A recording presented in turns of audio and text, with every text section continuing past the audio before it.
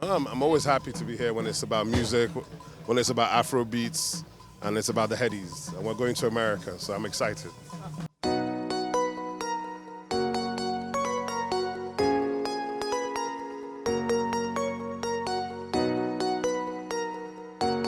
Well, I think Ayo's been on this journey for a long time, and Ayo's somebody that we've supported for a long time. You know, I remember in 2007 I was able to get Channel O to come and co-produce the Headies with him, and that's the first time it was taken to Africa. And ever since then he set up Hip TV, and ever since then we all know the story since then. So for me, it's the story of consistency and diligence, because you know Nigeria is not easy. A lot of people don't necessarily understand what you're doing when you're doing it, but when it now looks successful, everybody wants to be involved. So nothing but respect for him and the movement. It's a key aspect of the movement to be able to celebrate. If you don't celebrate the wins, then you don't have any opportunity to mark what's going on. And the Headies have always been important. You know, everywhere people argue about who's the next rated, you know, all these things. So it's good, and I love it, and I'm happy to see it, and I'm happy they're going global. I'm happy it's in America.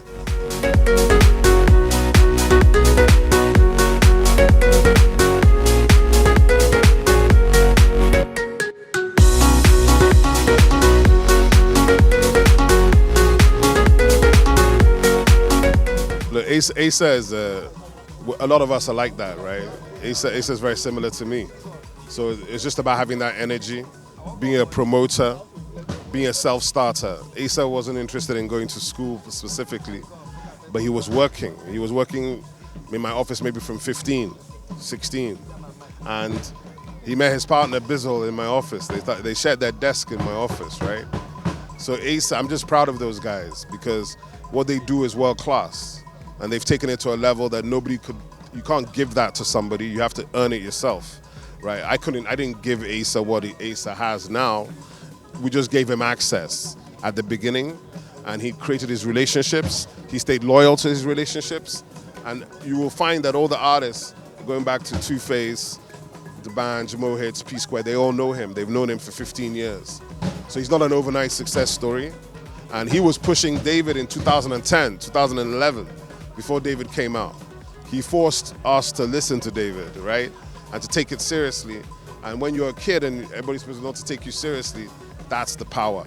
And that's what I respect. And look, for me, I'm just proud of them, right? Or what can we do except be proud? You know, that's how I feel.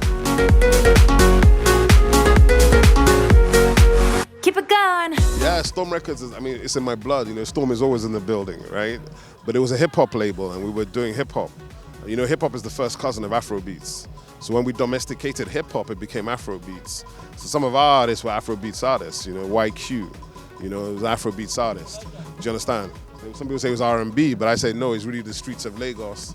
It's Afrobeats. LD, the Don, who's really one of the pioneers of this whole movement that you're seeing. So for me, I think you go through phases in life, and I've done that phase. It doesn't mean we don't touch the music. We'll always touch the music. Thanks a lot, appreciate it. We sure hope you enjoyed this video. For more entertaining video content such as behind the scenes of music videos and movies, music concerts, premieres, interviews, and exclusive gists, subscribe now to our YouTube channel GoldmyneTV and be unleashed into a world of super excitement.